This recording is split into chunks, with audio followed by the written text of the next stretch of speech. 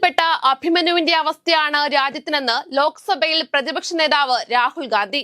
അഭിമന്യുവിനെ ചക്രവ്യൂഹത്തിൽ കുരുക്കിയ പോലെ രാജ്യത്തെ ജനങ്ങളെ കുരുക്കുകയാണെന്നും അമിത്ഷാ, മോദി അടക്കമുള്ള 6 പേരാണ് ചക്രവ്യൂഹം നിയന്ത്രിക്കുന്നതെന്നും രാഹുൽ ഗാന്ധി പറഞ്ഞു.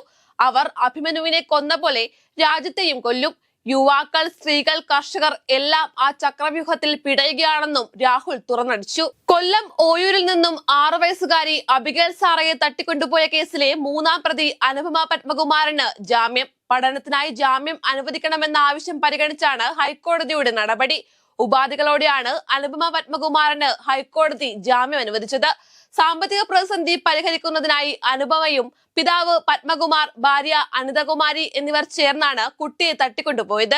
മൂവാറ്റുപുഴ നിർമ്മല കോളേജിലെ വിദ്യാർത്ഥി പ്രതിഷേധത്തിൽ തങ്ങൾക്ക് പങ്കില്ലെന്ന് SFI. കോളേജിൽ നമസ്കാര മുറി വേണമെന്ന് ആവശ്യപ്പെട്ടിട്ടില്ലെന്നും SFI നേതൃത്വം പറഞ്ഞു. അതേസമയം MSF സമരം എന്ന പേരിൽ പ്രചരിക്കുന്ന വാർത്തകൾ തെറ്റാണെന്ന് MSF സംസ്ഥാന കമ്മിറ്റി പറഞ്ഞു. വ്യാജ പ്രചരണത്തിൽ നിന്നും മാധ്യമങ്ങൾ പിന്മാറണമെന്നും MSF വ്യക്തമാക്കി. സംസ്ഥാനത്ത് മഴ മുന്നറിയിപ്പിൽ മാറ്റം. 5 ജില്ലകളിലാണ് ഓറഞ്ച് അലർട്ട് പ്രഖ്യാപിച്ചിരിക്കുന്നത്. മലപ്പുറം, കോഴിക്കോട്, വയനാട്, കണ്ണൂർ, കാസർഗോഡ് ജില്ലകളിലാണ് കേന്ദ്ര കാലാവസ്ഥാ വകുപ്പ് ഇന്ന് ഓറഞ്ച് അലർട്ട് പ്രഖ്യാപിച്ചത്. ഒറ്റപ്പെട്ടയിടങ്ങളിൽ അതിശക്തമായ മഴയ്ക്കുള്ള സാധ്യതയാണ് പ്രവചിച്ചിരിക്കുന്നത്. വിവിധ തീരങ്ങളിൽ കടലാക്രമണം ശക്തമാകാൻ സാധ്യതയുള്ളതിനാൽ അപകട മേഖലകളിൽ താമസിക്കുന്നവർ ജാഗ്രത പാലിക്കണമെന്നും മുന്നറിയിപ്പുണ്ട്. വയനാട് പടിഞ്ഞാറെത്തറ ബാണാസുര സാഗർ ഡാമിൽ റെഡ് അലർട്ട് പ്രഖ്യാപിച്ചു. ജില്ലയിൽ മഴ ശക്തി പ്രാപിക്കുകയാണ്. ജാർഖണ്ഡ് മുഖ്യമന്ത്രി ഹേമന്ത് സോറന്റെ ജാമ്യം റദ്ദാക്കണമെന്നാവശ്യപ്പെട്ട് എൻഫോഴ്സ്മെന്റ് ഡയറക്ടറേറ്റ് നൽകിയ അപ്പീൽ സുപ്രീം കോടതി തള്ളി.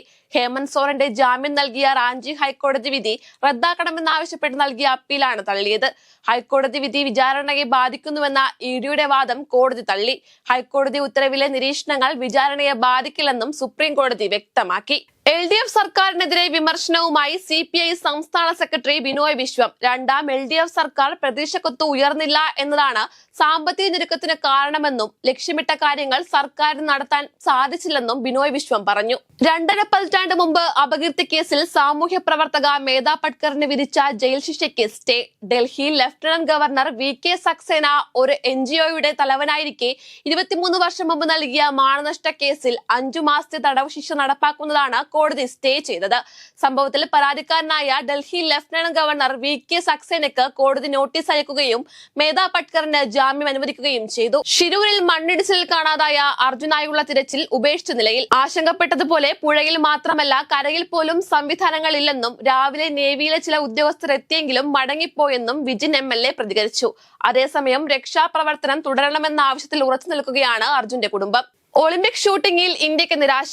ഇന്ത്യയുടെ അർജുൻ ബബുദ 10 മീറ്റർ എയർ റൈഫിളിൽ പുറത്തായി. 4ാം സ്ഥാനത്തെത്തുന്ന 3ാമത്തെ ഇന്ത്യൻ ഷൂട്ടറാണ് അർജുൻ ബബുദ. മത്സരത്തിൽ ഒളിമ്പിക് റെക്കോർഡോടെ ചൈന സ്വർണം സ്വന്തമാക്കി.